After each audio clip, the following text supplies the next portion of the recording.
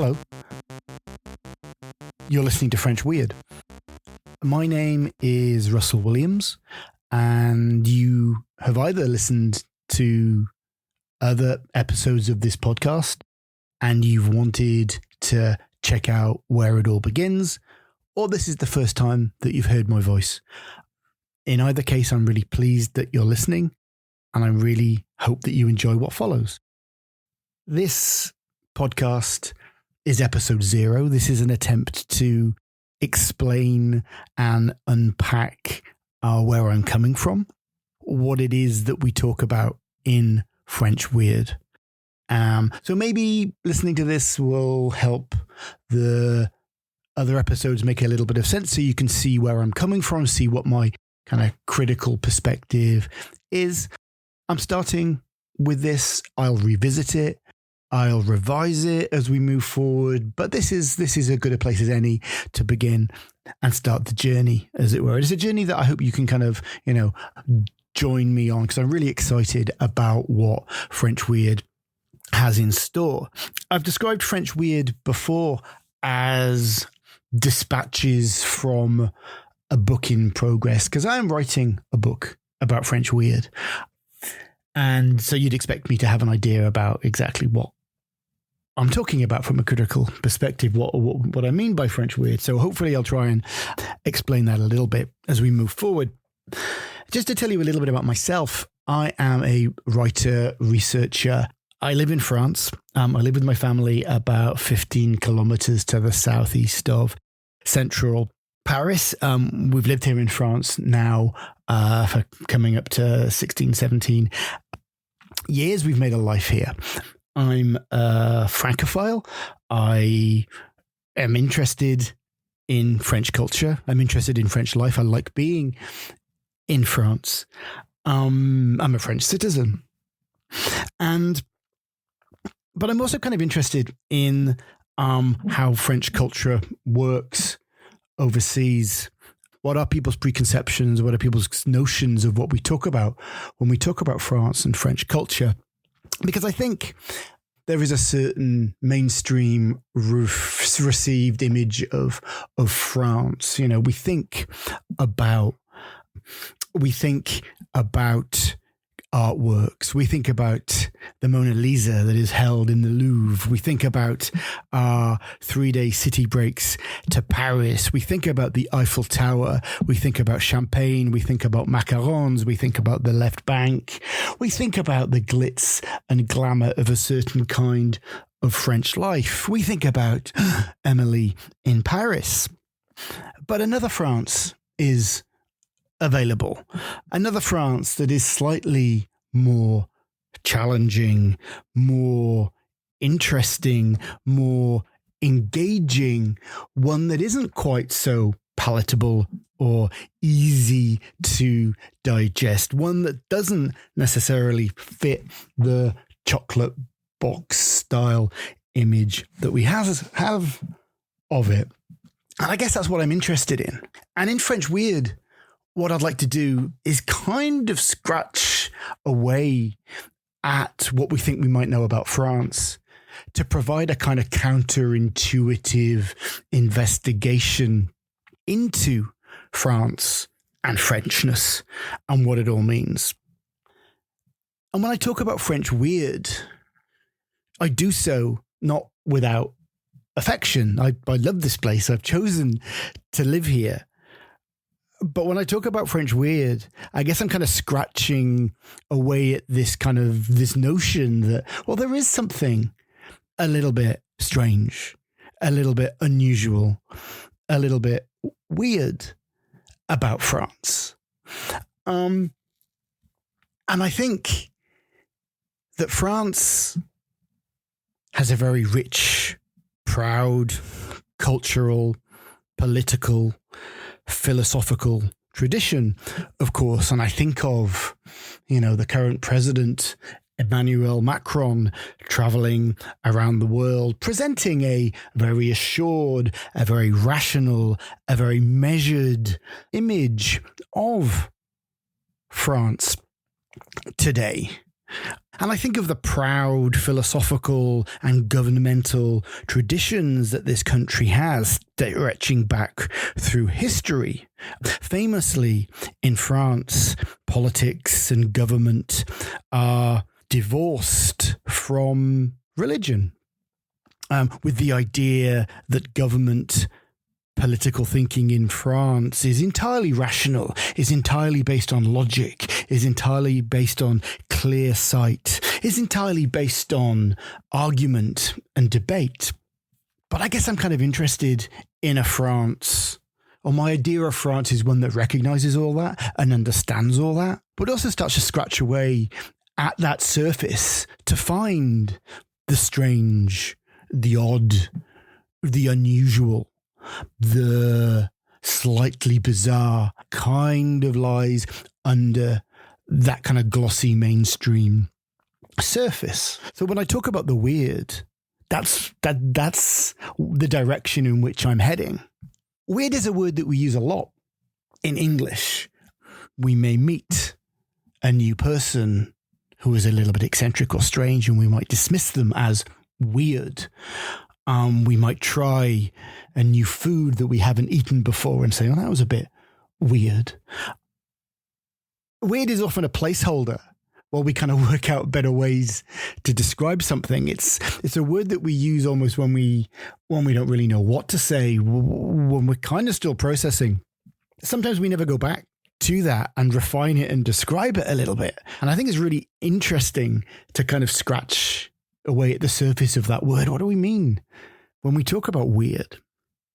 I think interestingly that there isn't a word in French that operates in exactly the same way that the word weird does in the English language. You'll notice I'm an English speaker. I'm from Wales.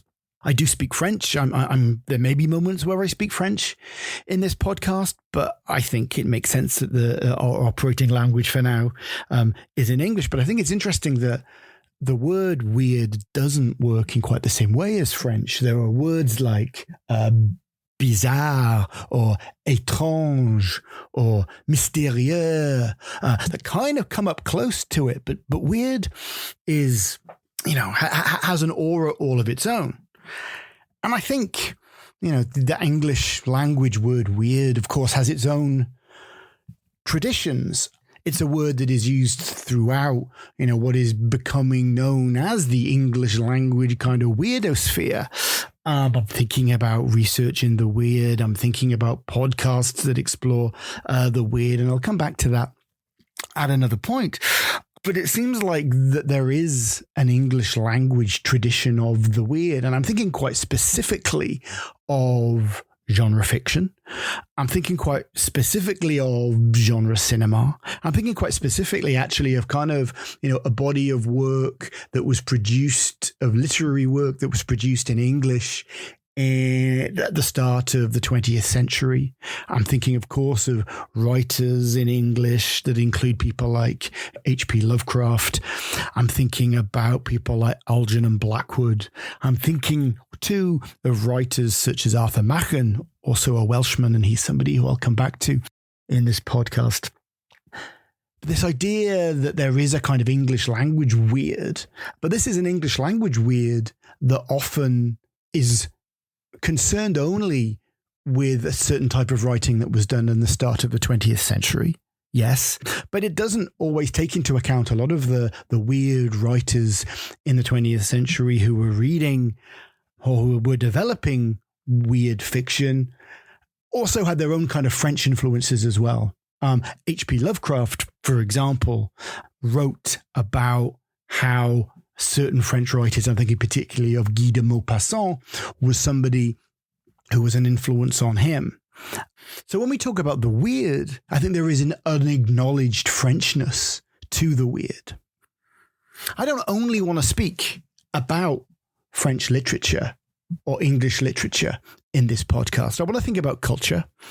I want to think about film. I want to think about music. I want to think about cinema. I want to think about artworks. And every episode of this podcast will feature either a theme or a movement or an artist or a writer or a book or a film. And we'll get deep into that writer or that book or that artwork. We'll think with them. We'll think about what makes it weird. We'll think about what makes it strange. But I don't only want to be confined to sitting here talking about artwork. I intend to get out into Paris. I want there to be field work. I want there to be site visit. And I'll take you with me on those journeys as we move forward. There'll also be interviews. There'll also be interviews with kind of people who have particular expertise and interest in all of these fields as we go forward, and as the French weird journey kind of develops and expands. My particular interest, or my particular starting point, is always with literature. That's kind of where I come from. That's my kind of area of focus. So unapologetically, I'll always kind of anchor things in books. But this is only our starting point. There's no reason why we can't think about culture in slightly different ways. Politics, religion. I think there is a huge, healthy, weird tradition in France that kind of impacts so many other places, so many other fields. And I'm interested in kind of unpacking that, and I'm interested in kind of going deep and kind of exploring that as we move forward as well.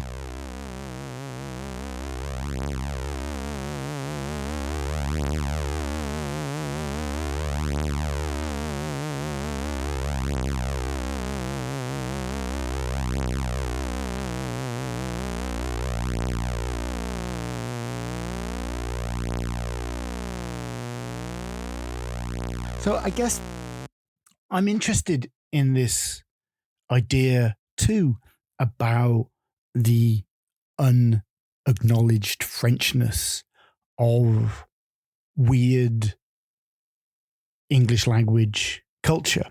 I think particularly about something called psychogeography, this notion, and this is very much a kind of late 1990s, early 2000s kind of notion.